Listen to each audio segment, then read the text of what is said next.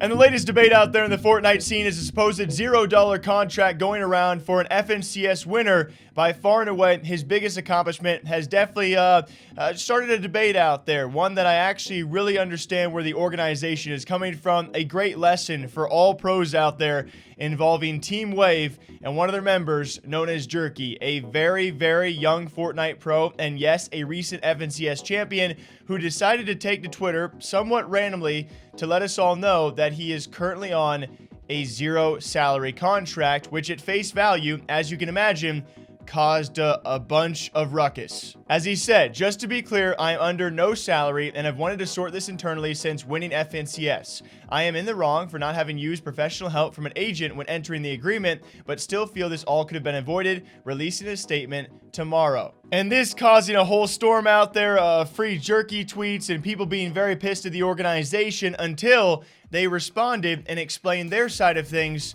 to which a lot of people went, yeah, that actually makes a lot of sense. We see this time and time again, especially with younger pros, and it's a common topic when we talk about contract jail or these esports contracts, some of whom, some of which that are signed are not good contracts. But we also see plenty of times contracts that are signed in good faith by both sides, and all of a sudden that person who signed the contract, they blow up, they win something big, or they do something big, and then they want out of that said contract. Seemingly a pretty similar situation here. It's actually the Wave or Team Wave head of esports responding and giving his side of the story, which I would say has certainly swayed a lot of the opinions out there. As in Lose Twit Longer, he says, Wave Esports is a passion project started by a group of friends that have a love for Fortnite and competitive gaming. From the beginning, it was our goal to help undiscovered talents rise to the top and give the necessary support on their way, which we have proven multiple times. This makes it important for us to plan ahead, and that's why we sign contracts with players and their parents where all parties agree on.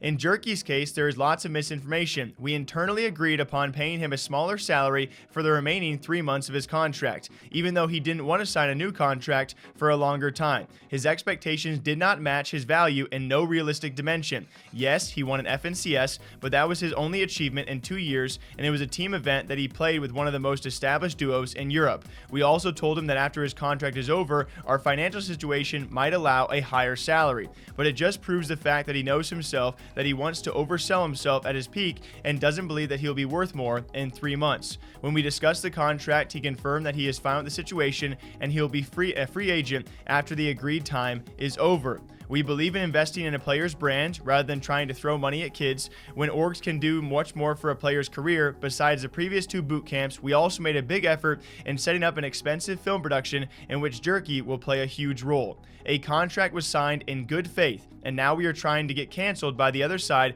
after breaking NDAs on their end. I'm really disappointed how disloyal certain people in this community are and trying to harm us when we've always had the best for our players in mind. It just shows again how immature the Fortnite community is and how easily kids can be manipulated by random Twitter managers giving them false expectations. So obviously a lot to uncover there. The main takeaway being that both sides, parents also apparently being present, agreed upon this contract. You have a player who has a few months left. They also are willing to give him a small salary until his time is gone. Once that time is up, he is free to go his own way once he has met his contractual obligations, which he agreed upon with the organization, who does seem to give these players, obviously, if you're agreeing to a $0 salary, I imagine there are benefits outside that. Otherwise, why would you sign in the first place? What is going on to be described as some free gear, providing boot camps, maybe some other help along the way. So how are we to blame Wave when you had this blow up, you won a gigantic event, but you signed a contract with them and they expected this kind of talent to come out of you?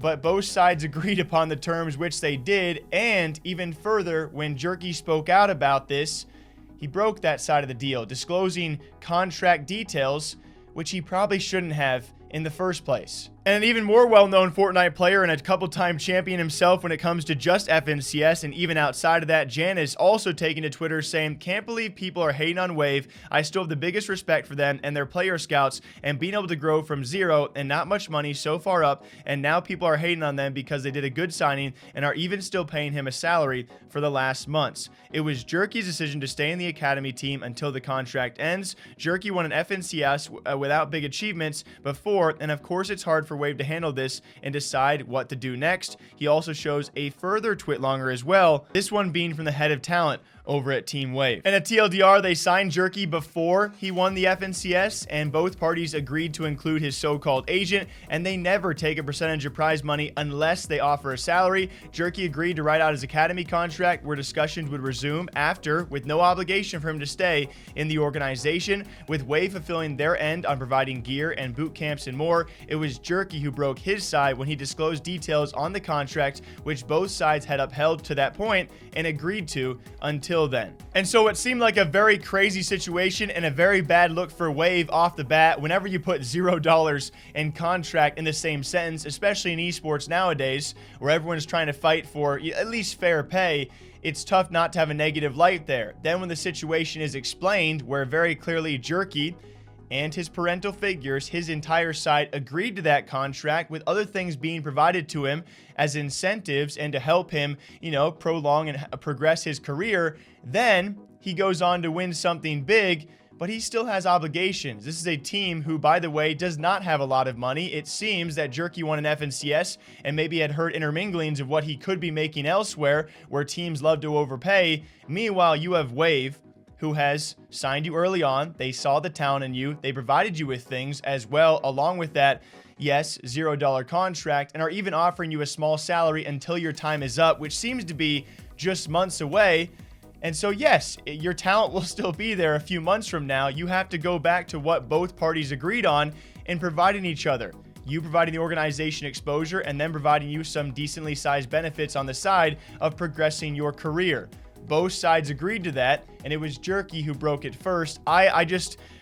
This is very different from all the other cases out there that we've seen in this similar light. They all are very complex in their own nature, but I love the way so far that we have seen Wave respond about this.